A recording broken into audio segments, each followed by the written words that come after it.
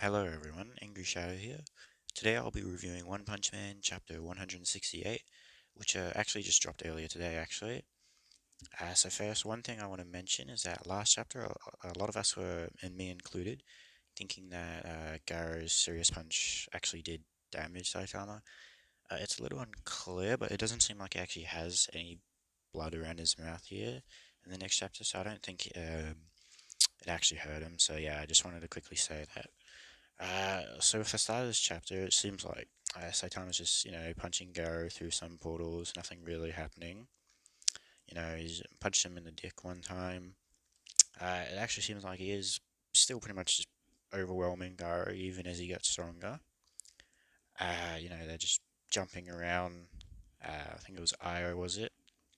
But it gets interesting when later on, Saitama, like, he stops, like, he hits Garo in the neck, and he like notes, oh, he's copying my moves. But then he like mocks him. He said, "Oh, you were copying me." You said, "But if that's the case, why didn't you surpass me? Even if you're copying me when I'm serious." And he kind of just like dares him to try it. Kind of teasing him. And he's like, "Oh, isn't that the whole point of this?" And then Gaara's kind of just sitting there freaking out, shitting himself, like, "Oh, what? I copied him. Like I'm carrying him with just as much power." But then he says Saitama, like an interesting thing is that Saitama's actually hitting him even harder back. And he said, I can't keep up with this. So it seems like we're finally hitting a point where Garo can't evolve fast enough, which makes sense. Like, he could do it against everyone else, but Saitama's just not the same.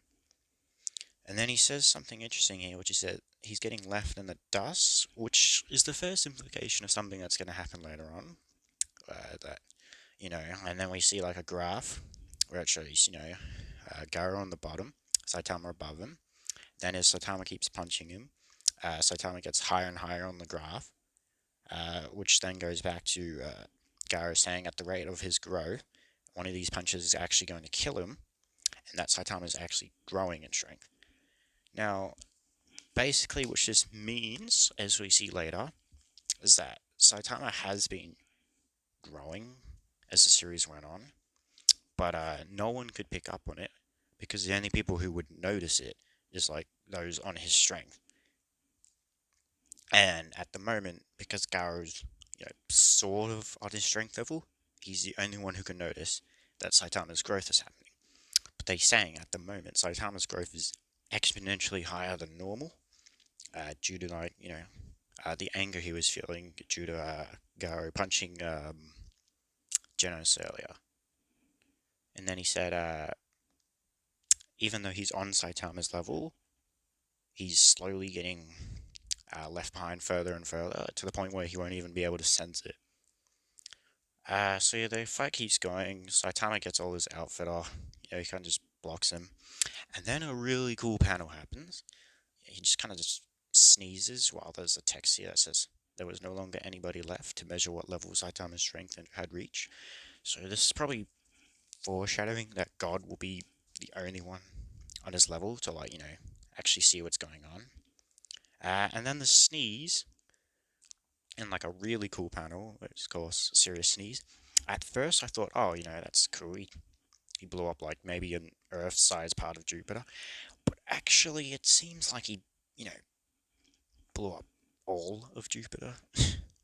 And I've already seen people, kind of downplaying it, like, oh, it's just gas. But regardless, he blew, you know, the moon up with like a flip, and now he's sneezing away the entirety of Jupiter. It seems like, and people still saying he's like mountain level, which doesn't really make sense. And so yeah, it's clearly not mountain level. Garo just continues saying, "Oh, like he's too strong for me. I can't hit him." Saitama's beyond mortals, but then he says it's the same for him. Uh, but he's still losing, obviously. Then he sees the sun, and I think his plan here is to teleport Saitama into the sun. Don't really think that would do anything, so I don't know what he was thinking there. Then he sees Earth, and he kind of just teleports there after hitting Saitama away. Um, not sure, it's not clear where exactly he hits. I don't think he hits him too far away, as we see in a later panel. He goes to Earth, and then Saitama appears behind him after he's teleported. And then I think Saitama just explains, "Oh, even though you sent me flying away, um, I farted and then he went through the portal. So I don't think he glitched there. He just went through the portal, but he's probably fast enough to do that anyway." And then he hits him back down to the Earth, which is pretty bad for Garu. Um, and then Saitama stops. He doesn't want to hurt Garu. He makes a comparison again to King and others, and Saitama's just questioning himself as a hero, which is pretty good. I like this development we've been getting for Saitama and Garu throughout this fight. And then an interesting thing, Garu finally noticed that he actually killed Taro, which is pretty sad for him. I don't think he realized that until now. And this sort of just kind of makes him start going crazy. He kind of just finally realizes what he's doing. He's questioning himself, he's questioning Saitama. He doesn't want to fight anymore. He keeps trying to repeat that he's the ominous future. Saitama notices that Garu's being weird. He's kind of stop talking like that, you're being weird. He does actually pick up on that Saitama doesn't think he's a hero. He thinks it's ironic because he wanted to be defeated by a hero at his peak, but the hero that defeated him doesn't even believe they're a hero. And then he actually changes back to a sort of normal human slowly during the fight. We can see his face now.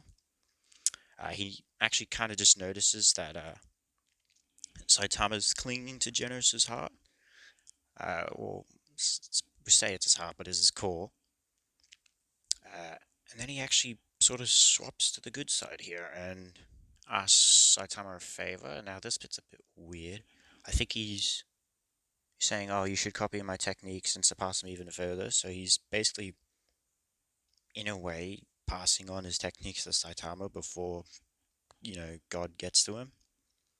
Saitama doesn't really seem to care, but, he'll honor Garu.